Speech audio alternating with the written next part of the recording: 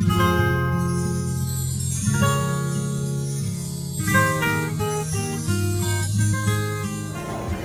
the Golden Screen Award for Best Supporting Actress goes to...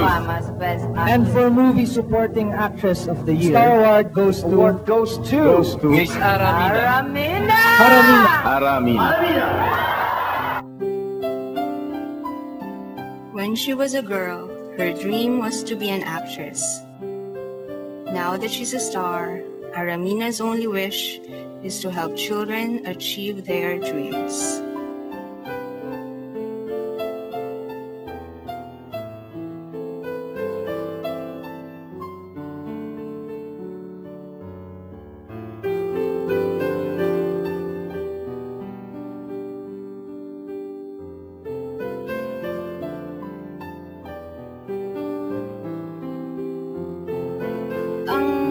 Masarap tulungan lalo yung mga bata.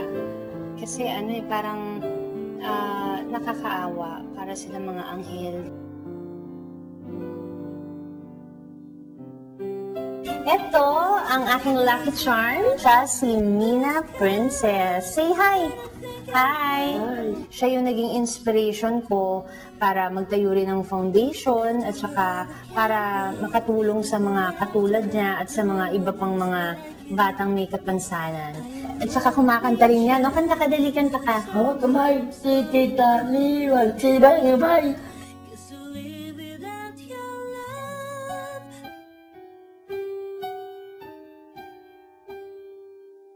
Ako po yung mother ni Angelo na may sakit na biliary atresia. Na-discover pa namin yung sakit niya 2.5 months siya.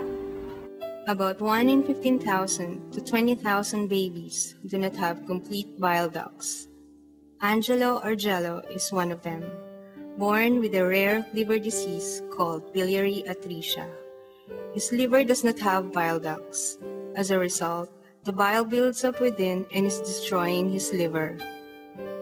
May nilalapit nga sa akin yung friend ko na baka gusto ko daw tulungan, na ilapit ko rin sa mga kakilala or gumawa ko ng fundraising concert kasi kailangan na daw ma-liver transplant itong batang to na si Angelo nga. Baka pwede pa nating maikasay procedure.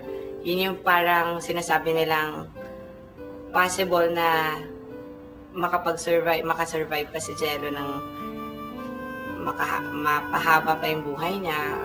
Nung inoperahan siya sa UDMC, nakita na nila na yung liver ni Jello is talagang cirrhotic na at hindi na kaya na ikasay.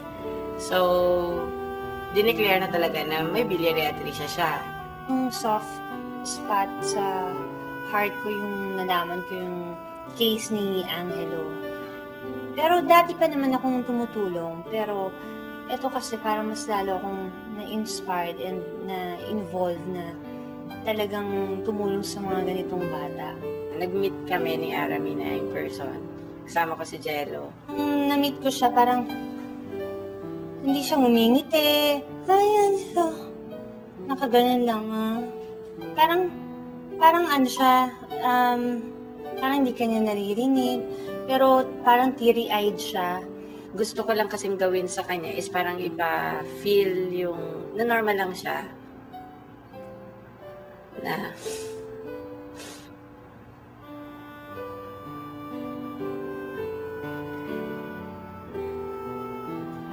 kasi kahit nakikita mo siyang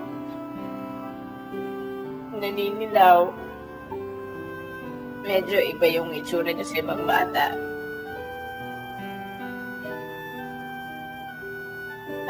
Kailangan maging masaya ka pa rin sa harap niya. Last October 24, 2006, a miracle happened. Jello had a liver transplant in Changgung Hospital in Taiwan. His donor was his father, Jonathan. Jello, now 2 years old and 9 months, is very active and playful. He dreams to be a doctor and help those who are in need. G-E-L-O. When is your birthday? March 3. What is your telephone number?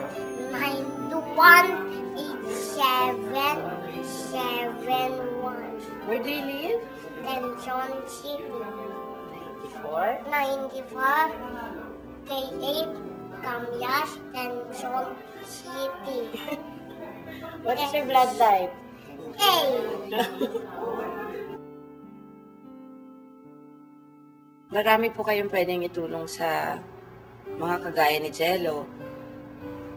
Kung hindi man po financially, more on prayers. Yun naman po yung pinaka-importante sa lahat. Kung magtutulungan tayo, kahit barya pa yan, kung pinagsama-sama mo at sa dami ng tao dito sa Pilipinas, malaki yun, di ba? Kasi kay Jello, may nagbigay ng isang 9 years old, may nagbigay ng alkansya niya. Punong-puno ng piso yon. Sobrang na-touch talaga kami doon. I'm Aramina and asking for your help. Kahit mga konting barya lang, pag pinag-ipon-ipon natin yon, malaking tulong na rin po yun. The Aramina Foundation marks its first year on July 5 and goes on with its mission of assisting children with Down syndrome and biliary atresia.